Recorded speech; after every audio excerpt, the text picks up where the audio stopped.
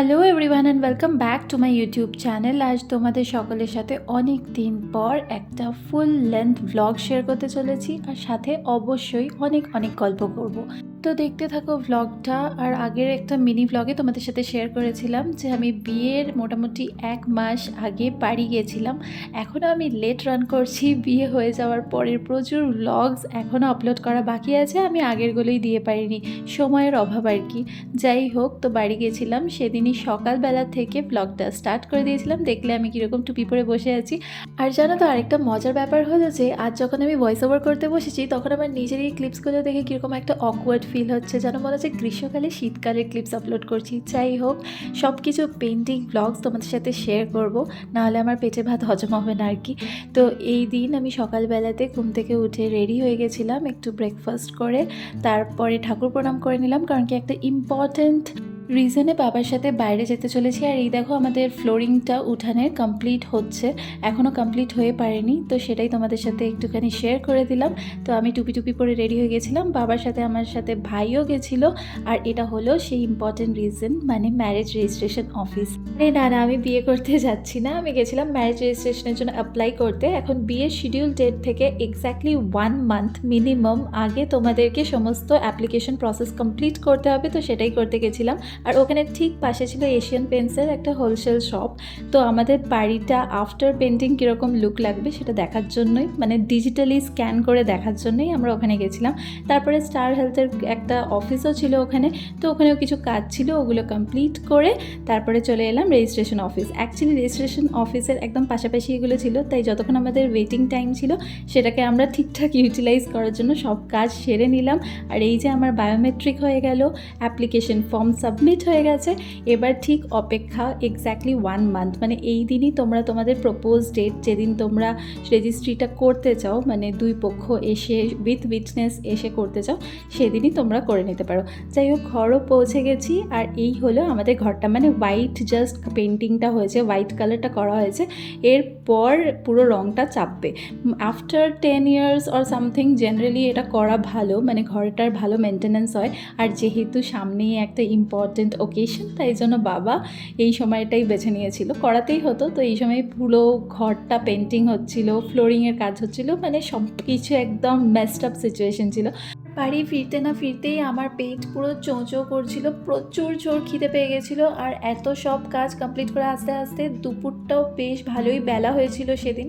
তো আমি মাকে বললাম একটু প্লিজ আমায় তাড়াতাড়ি খাবার বেড়ে দাও। মাও আমাকে চটপট খাবার বেড়ে দিল। আর আমি স্নান না করেই আগে খাবার খেয়ে নিয়েছি, তারপরে স্নান করে এই যে একটা ড্রেস ট্রাই করছিলাম, ড্রেস নয় অ্যাকচুয়ালি সোয়েটার ট্রাই করছিলাম। এই সোয়েটারটা আমি যখন ছিলাম না তখন মা আমার জন্য কিনেছিল, মানে আমি কলকাতায় ছিলাম, মা মাপটা ঠিক করে পারেনি, মানে যেটা মায়ের একটা অ্যাজাম্পশন সেই ওয়াইজই কিনেছিল। তো আমি জাস্ট ট্রাই করছিলাম যে আমার ঠিকঠাক ফিট হচ্ছে কিনা। আর ড্রেসের কালারটা, মানে সোয়েটারের কালারটা যদিও ইয়েলোইশ একটা টিন্ট, আমি খুব একটা পরি না, বাট পরে বেশ ভালোই লাগছিল। কিন্তু তোমরা জানিও তোমাদের কেমন লাগলো। তারপর একটুখানি ঘুমিয়ে নিয়েছিলাম। সন্ধ্যাবেলাতে ঘুম থেকে উঠে আমি একটুখানি এক বাটি চানাচুর বসে বসে খেলাম।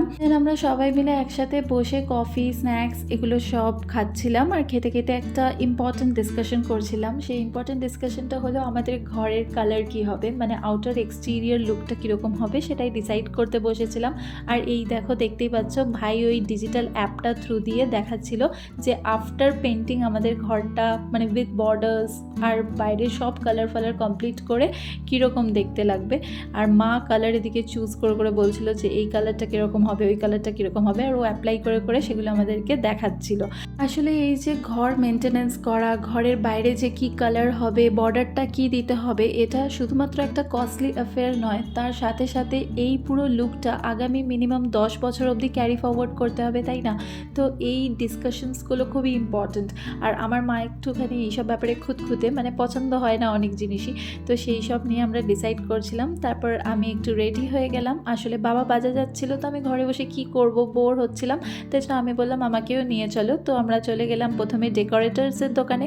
ওখানে গিয়ে ডিসাইড করলাম যে আমাদের ওপর তলায় গায়ে হলুদ, মেহেন্দি এই সব সময়তে কীরকম প্যান্ডেলটা হবে। তারপরে চলে গেছিলাম একটা সুইট শপে। তোমরা যারা দুর্গাপুরে থাকো তারা হয়তো অনেকেই জানো যে এই সুইট স্টোরটা অনেকটাই ফেমাস, সাহা সুইটস। এটা গুরুদুয়ারা রোডে আছে।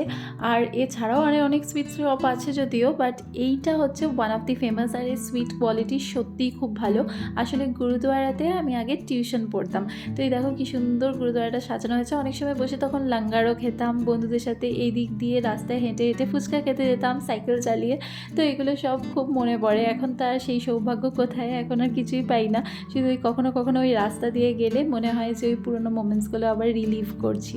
যাই হোক, তারপরে আমরা চলে এলাম প্রান্তিকার দিকে। এখানে কিছু ফল টল নেওয়ার ছিল। আসলে পরের দিন মা কোনো পুজোর জন্য আয়োজন করতে বলেছিল, সেটার জন্যই আমরা ফল কিনছিলাম। মানে 5 রকমের যে ফল লাগে না ঠাকুরের পুজোতে দিতে হয়, তো সেগুলোই কিনতে এসেছিলাম। আসলে কি জানো তো, আমি কিন্তু খুব একটা কেনাকাটা করতে পারি না। তো আমি এক সাইডেই দাঁড়িয়ে দেখছিলাম, বাবাই কেনাকাটা করছিল। তা করতে করতে আমার একটা বান্ধবী যে আমার সাথে মাহিন্দ্রাজের কোচিংয়ে পড়তো, ওর সাথে দেখা হয়ে গেছিলো। ওর হাজব্যান্ডের সাথে আলাপ করিয়ে দিলাম বাবার।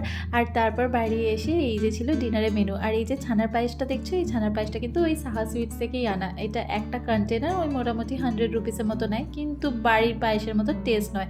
দেখে মনে হয়েছিল বেশ ভালোই হবে, কিন্তু মায়ের হাতের পায়েস কিন্তু এর থেকেও ভালো, নো ডাউট। যাই হোক, এইটাই গেল আজকের দিনটা। আর তারপরের দিন সকাল থেকে আমি আমার নেক্সট ডে ব্লগটা শেয়ার করছি। এই ব্লগটা আমি স্টার্ট করেছিলাম পরের দিন ঘুম থেকে উঠে। সকালবেলা আমি সোয়েটার মাফলার টাফলার জড়িয়ে নিয়ে লেপ থেকে বেরিয়ে বসে গেছিলাম একটা ইম্পর্টেন্ট কাজ করতে। আসলে আজকেই আমাকে কলকাতা ফেরত যেতে হতো, কারণ কি কাল থেকে আমাকে অফিসে জয়েন করতে হবে। তো আজকেই যেতে হবে নিরুপায়ে আমি। তো আমি বসে গেছিলাম একটা ড্রাফটিং করতে। আসলে বিয়ের নিমন্ত্রণ কার্ডটা কীরকম দেখতে হবে আর তার ভেতরে কি লেখা থাকবে সেটা লিখতেই বসেছিলাম। তো আমাদের তরফ থেকে যে কার্ডটা হচ্ছে সেটা ড্রাফটিংটা রেডি করছিলাম। এই মোটামুটি আমার হাতের লেখায় কমপ্লিট হয়ে গেছে, যদি আমার হাতের লেখা খুব একটা ভালো নয় বা ঠিকঠাক পড়া যাবে অ্যাটলিস্ট। তো ইংলিশ ভার্সন আর বেঙ্গলি ভার্সন দুটোই আমি কমপ্লিট করে নিয়েছি। আর কমপ্লিট করার পর চলে গেছিলাম ছাদে। এই যে একটু আগে তোমরা দেখলে না যে আমি ডেকোরেটার্সের কাছে গেছিলাম গতকাল রাত্রে, তো আজকে সকালবেলায় এসেছিল ওই ডেকোরেটার্সের সাথেই একজনের টাই আপ আছে, তিনি ছাদের জায়গাটা দেখতে। তো উনি অ্যাকচুয়ালি প্যান্ডেল করবেন। আর যার কাছে কাল রাতে গেছিলাম উনি ওই বিছানা, খাট, তারপরে গদি এগুলো সব দিয়ে দেবে। তারপর আরও যাবতীয় যেগুলো লাগে মানে মণ্ডপটা করার জন্য সেগুলো দিয়ে দেবে। তো এইসবই ডিসকাশন কমপ্লিট করে নিচে নেমে এসে লাঞ্চ করে নিলাম। কারণ কি আমি আজ আর ব্রেকফাস্ট করিনি, ডাইরেক্ট লাঞ্চটাই সেরে ফেলেছি। কারণ কি আমাকে তো বেরোতে হবে আর আমার 3টের সময় ট্রেন ছিল। তো আমি স্নান টান করে রেডি হয়ে গেছিলাম। আর এই যে শীতকালে ময়শ্চারাইজার ইজ মাস্ট। তোমাদেরকে তো এত কথা বলছি ঠিকই, কিন্তু অনেস্টলি আমিও কিন্তু এত কিছু করতে পারি না, মানে মেনটেন করতে পারি না। যখন আমি কলকাতায় থাকি তখন লিটারালি বাউন্ডুলের মতো হয়ে ঘুরে বেড়াই, কিন্তু যখন এই বাড়ি আসি তখন মা বলে একটু হাতের, পায়ের, মুখের, মাথার চুলের একটু যত্ন নে। আর এখন তো বিয়ে আর মাত্র কয়েকটা দিন হাতে গোনা, তাই জন্য একটু যত্ন করছি আর কি, মানে চেষ্টা করছি যতটা করতে পারি। তারপর রেডি হয়ে গেছিলাম। আর রেডি হওয়ার পরে বাবা আমাকে ছেড়ে দিয়ে এলো স্টেশনের উদ্দেশ্যে।